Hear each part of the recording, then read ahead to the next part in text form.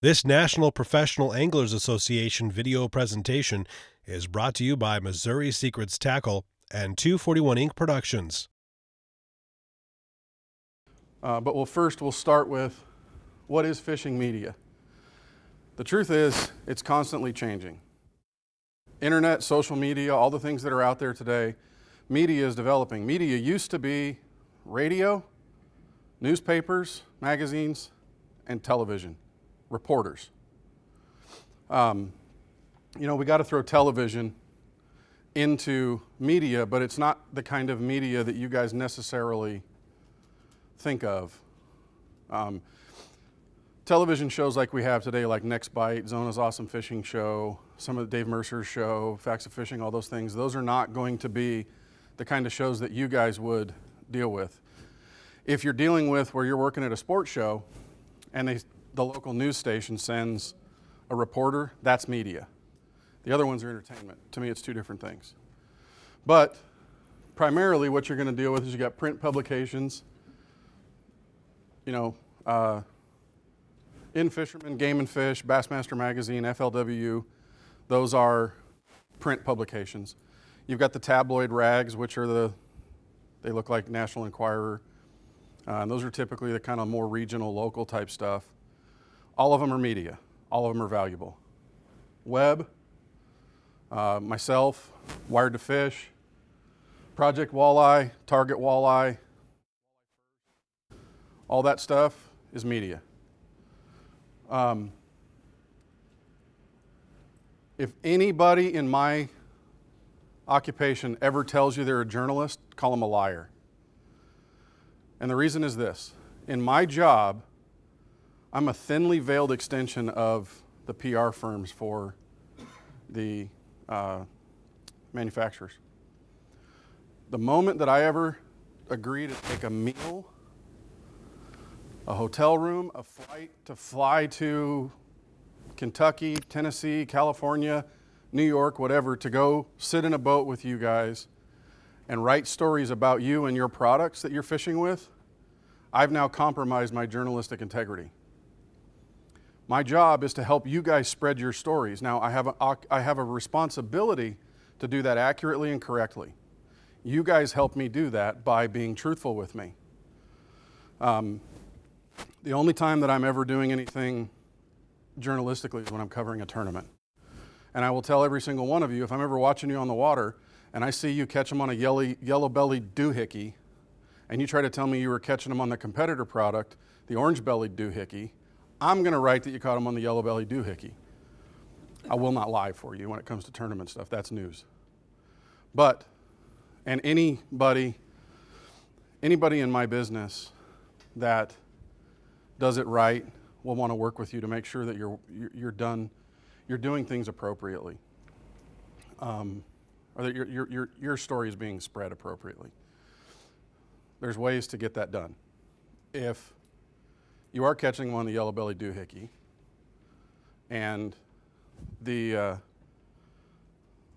I can say, in practice I was using the orange-bellied doohickey and the yellow-bellied doohickey, but by the end of the tournament they were on this one particular thing. I can still get your sponsor mentions in there because you probably did use them. It just happens that I'm going to do things in a way. You guys should do things in a way too. I've seen too many times where an angler was catching them on like a Yamamoto Senko in the natural shad color, but he's sponsored by Berkeley, and he's telling everybody, I caught him on a green pumpkin gulp sinking minnow. What does that make me look like when the TV show comes out and I've told everybody? And you've sacrificed yourself with your sponsors at that point too, because your sponsors don't want you to do that either.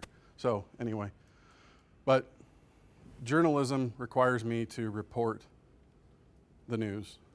And you guys, if you're just doing the right thing, everybody can do their, excuse me, everybody will do what they need to do. The job will get done right. Again, I already covered television. Okay. Media is primary. You guys have to think about things in this way. And nowadays, you start seeing people focus everything towards social media. It's a tool. If you're going to go play golf, I don't know, does anybody play golf? How many clubs do you carry? okay? Are you going to play the whole round with your putter?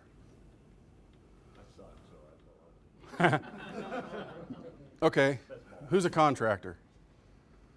Who works on cars?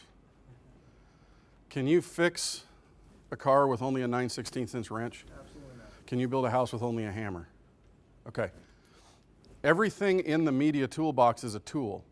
If we get focused on one piece of it, and usually the smallest piece of it, which is social media now, then you're not doing your job. A media picture should look like this. Social media is it's an absolutely invaluable tool. But if you, as an angler, have 1,000 fans on your website or on your social media, what's your reach? If you're going to put something out there, what is your reach? It's 1,000 people, and maybe a few of their friends that might see it. So if you decide you wanted to do all your media work on your own social media site, you're only going to reach this many people.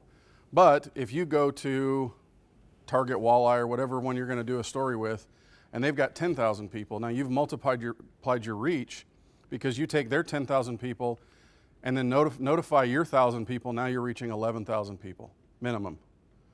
Social media is a tool to use, but you still should do the work in the traditional media. I'm seeing a lot of things nowadays where guys get a new sponsor. They signed a new deal with a rod company, a line, or whatever, and they make their announcement on their social media only. The appropriate way to do things, what's that? Press release. Get a press release, Send it to everybody. find somebody, and your sponsors probably have this ability. I know NPAA does. They've got 2,000 media email addresses that they send to. So if you've got 2,000 media email addresses, and every single one of them only had 1,000 readers on their websites, now you're at 20,000, right? Well, it's usually more than that. Advanced Angler reaches, we're in our sixth full year. I have 37,900 and something people a month that come to my website. Wired to Fish is bigger. There's other bigger, smaller. But the bottom line is if you're doing things appropriately, you're sending your news out. So sign a new sponsor, make a press release, find someone that does it, get it to the NPAA, let them send them out to the media at large. Now your reach is a lot broader. You're doing a better job for your companies.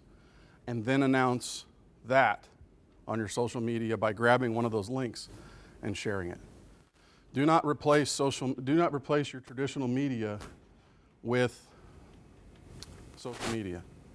Social media is a tool.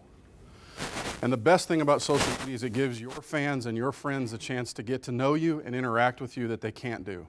Utilize it for that.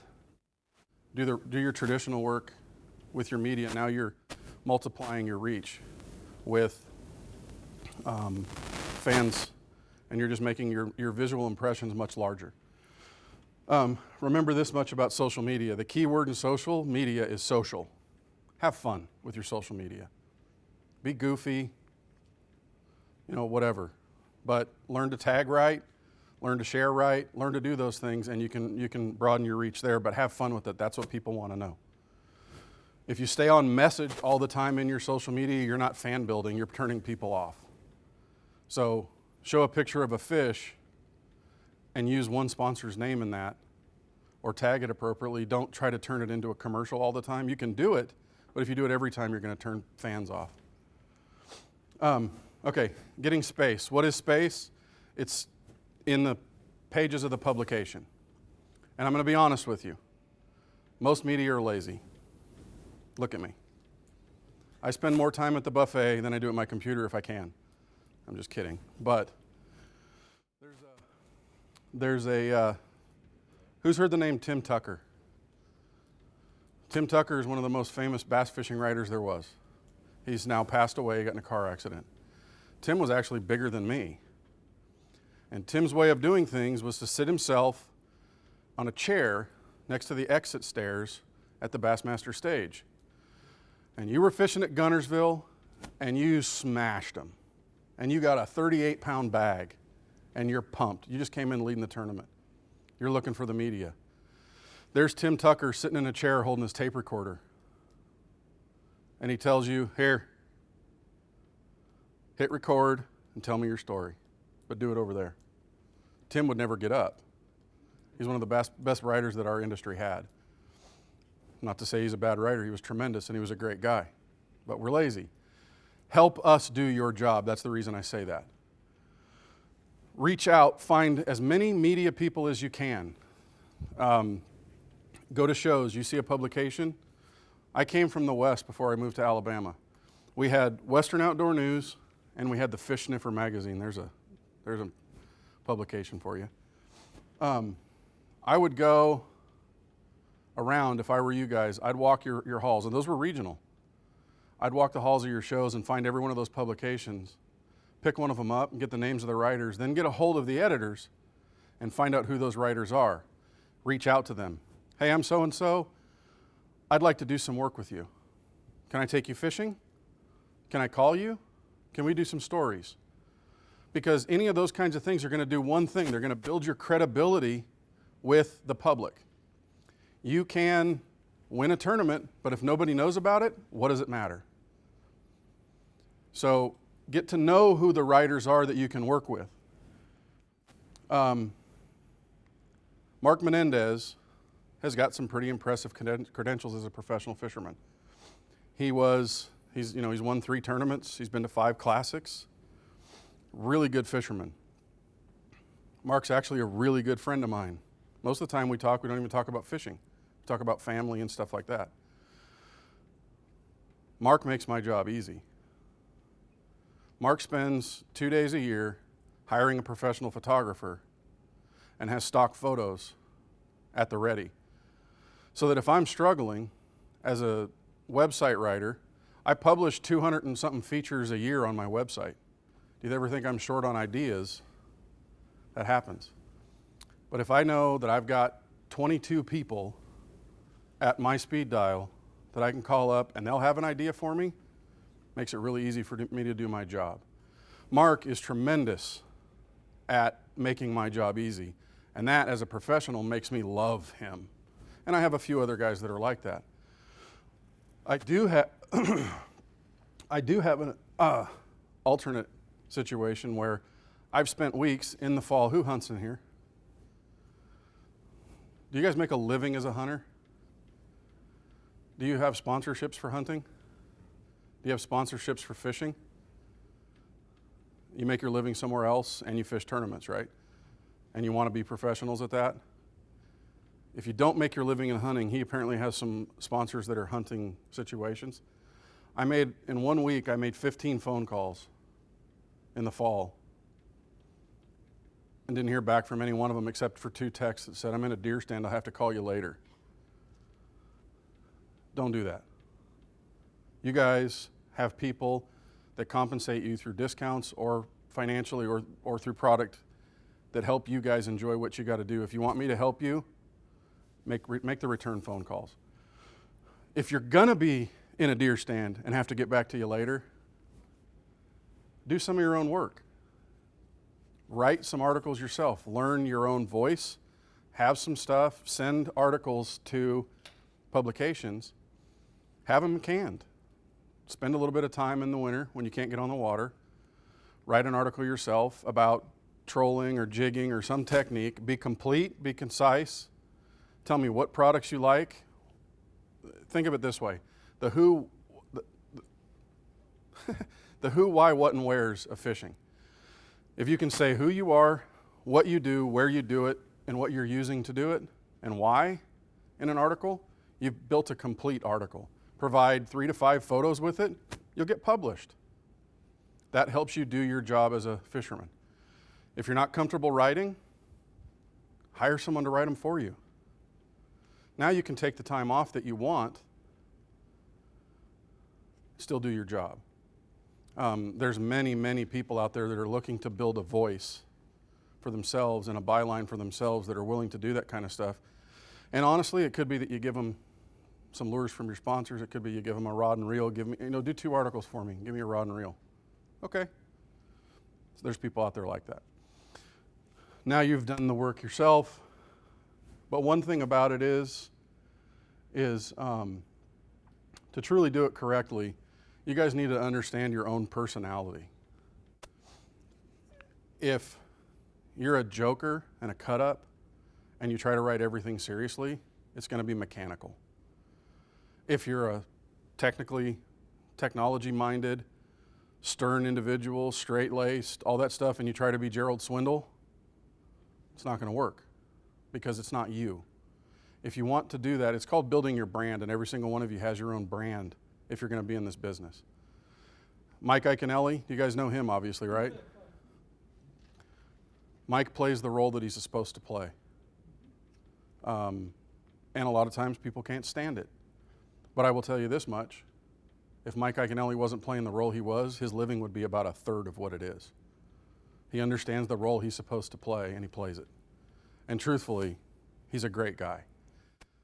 Great family man, great friend, all that stuff, but he knows the role he's supposed to play, which is the bad boy of fishing, and he does it really well. Okay. This is where the rubber meets the road. I said if you won a tournament and no one knows about it, it doesn't matter. If you do your stories and you do your media work and your sponsors never know about it, it doesn't matter. So you have to keep records. You have to make a report. You know, I see some Mercury logos in here, and I see some Yamaha logos elsewhere, and those companies expect reports for the sponsorship dollars that they're giving you. You have to notify them of what you're doing. The way to do that is either Google Alerts on yourself. They'll send you emails when stories are published about you out there. And then you can save those links and send them to your sponsors. You can subscribe to every print publication out there and clip them every time you're in there. And keep a folder and make copies of it and send it off. You can also do some digital tracking services out there, which I do that, and I'm not here to sell you that. I'm just telling you what you have to do it. You have to be able to notify your sponsors of when you've been in the media, because now there's proof of the work that you're doing, and now you're being effective with your sponsors, for your sponsors, and building your brand at the same time. But the key to working with the media is to drive them. If you guys want to be effective, you help them get your message out.